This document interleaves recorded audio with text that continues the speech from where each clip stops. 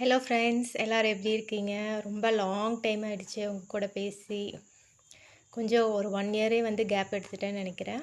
It's okay. எல்லோரும் நல்லா இருப்பீங்கன்னு நினைக்கிறேன். நானும் ரொம்ப நல்லா இருக்கேன். ரீசெண்டாக வந்துட்டு பார்த்தீங்கன்னா, ஒரு எங்கள் வீட்டுக்கு பக்கத்தில் ஒரு ஒரு சண்டை நடந்துச்சு. அது எங்கள் வீட்லேயும் நடந்திருக்கு, எல்லாத்து வீட்லேயுமே நடந்திருக்கு. பட் அது நடக்கும்போது தான் எனக்கு ஒன்று தோணுச்சு. அப்பா மகன் உறவு. அப்பா மகன் உறவில் பார்த்திங்கன்னா, எல்லாத்து வீட்லேயுமே வந்து எல்லாருமே வந்து தனக்குன்னு ஒரு பையன் வேணும், வாரிசு வேணும் அப்படின்னு நினைப்பாங்க. இப்போ வரைக்குமே யாருமே பொண்ணுங்களை வந்து வாரிசுன்னு சொல்லுவாங்களே தவிர, அவங்க மனசில் வந்துட்டு இல்லை, என்ன இருந்தாலும் பொண்ணு அடுத்த வீட்டுக்கு போயிடுவா, பையன்தான் வேணும் அப்படிங்கிற நினப்பு எல்லாத்துக்குமே இருக்கும். எனக்கு கூட அப்படி தான் கண்டிப்பாக இருக்கும். அந்த மாதிரி ஆசைப்பட்டு அந்த பையனை பெற்றுக்கிறாங்க. பட்டு அது பெற்று வளர்த்து எல்லாம் பண்ணிவிட்டு அவங்க வந்து எப்படி அந்த தோளுக்கு மேலே வளர்ந்தா தோளுன்னு சொல்லுவாங்கள்ல, அந்த மாதிரி அவங்க ஈக்குவலாக வரும்போது அந்த அப்பாங்க வந்து என்ன பண்ணுறாங்கன்னா, ஒவ்வொரு பேரண்ட்ஸ் வந்துட்டு ஓகே நம்ம பையன் வளர்ந்துட்டான், இதுக்கப்புறம் அவன் லைஃப்பை பார்த்துப்பான் அப்படின்ட்டு அவங்கள அவங்க போக்கில் விட்டுருவாங்க. அதனால அந்த பசங்களுக்கு பார்த்திங்கன்னா ஒரு ரெஸ்பெக்ட் இருக்கும். ஓகே, நம்ம அப்பா வந்து நம்ம மேலே நம்பிக்கை வச்சு நம்மளை வந்து வழி நடத்துகிறாரு, நம்ம அதுக்கு தகுந்த மாதிரி இருக்கணும் அப்படின்னு சொல்லிட்டு இது பண்ணுவாங்க. இதுவே ஒவ்வொரு பேரண்ட்ஸ் பார்த்திங்கன்னா, எங்கே வந்து அவன் கையை விட்டுட்டோன்னா அவன் வழி மாறி போயிடுவானோ அப்படிங்கிற ஒரு பயத்தில் அவங்க கையை வந்து பிடிச்சிக்கிட்டே இருப்பாங்க. ஸோ அதனால் அந்த பசங்களுக்கு என்ன ஆகுது, ஏன் என்னை நம்ப மாட்டேங்கிறீங்க, ஒரு டைம் விட்டு பாருங்கள், நான் நல்லபடியாக வருவேன் அப்படின்னு சொல்லுவாங்க. இப்படி இருக்கிறப்ப ஒரு ஸ்டேஜுக்கு மேலே அந்த பசங்களுக்கு என்ன ஆயிடுதுன்னா வெறுப்பாயிரும்.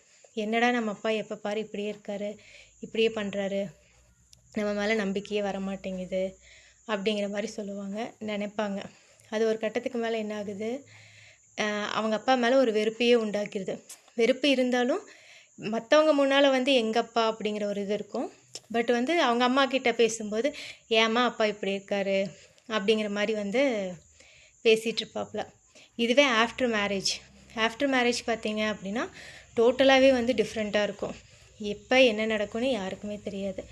அந்த மாதிரி நடக்கும்போது கண்டிப்பாக வந்து சண்டை நடக்கும். கை வைக்கிற அளவுக்குலாம் போயிடுவாங்க. அப்பா மகன் அப்படின்னாவே ஏதோ ஒரு கட்டத்தில் கை வைக்கிற அளவுக்கு போயிடுவாங்க. அப்படி அந்த சிச்சுவேஷன் வரும்போது பார்த்திங்கன்னா, இதில் வந்து ரொம்ப பாவப்படுற பெண்கள் யாருன்னா நம்ம தான், அவங்களோட அம்மாங்க ஆசைப்பட்டு பையனை பெற்று வளர்த்து எல்லாம் பண்ணியிருப்பாங்க.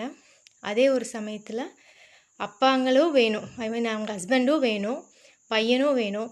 அந்த நடுநிலையாக இருக்கும்போது பையன் முக்கியமா இல்லை ஹஸ்பண்ட் முக்கியமா அப்படிங்கிறப்ப அவங்க எந்த சிச்சுவேஷன், எந்த நிலமையில் என்ன யோசிப்பாங்க அப்படிங்கிறது வந்து யாருக்குமே தெரியாது.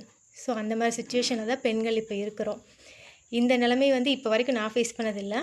பட் நான் ஃபேஸ் பண்ண நிறையா பேர்த்த நான் பார்த்துருக்கேன். என்னோடய மாமியார் கூட நான் பார்த்துருக்கேன். இப்போ பக்கத்தில் சண்டை நடந்தது கூட பார்த்துருக்கேன். ஸோ இந்த மாதிரி ஒரு சிச்சுவேஷன் நீங்கள் அனுபவிச்சிருக்கிறீங்களா? நீங்கள் பேசியிருக்கிறீங்களா? இல்லை இதை பார்த்துட்டு இருக்கிற ஜென்ஸ் வந்து இது ஒரு செகண்டாவது ஃபீல் பண்ணுங்கள்.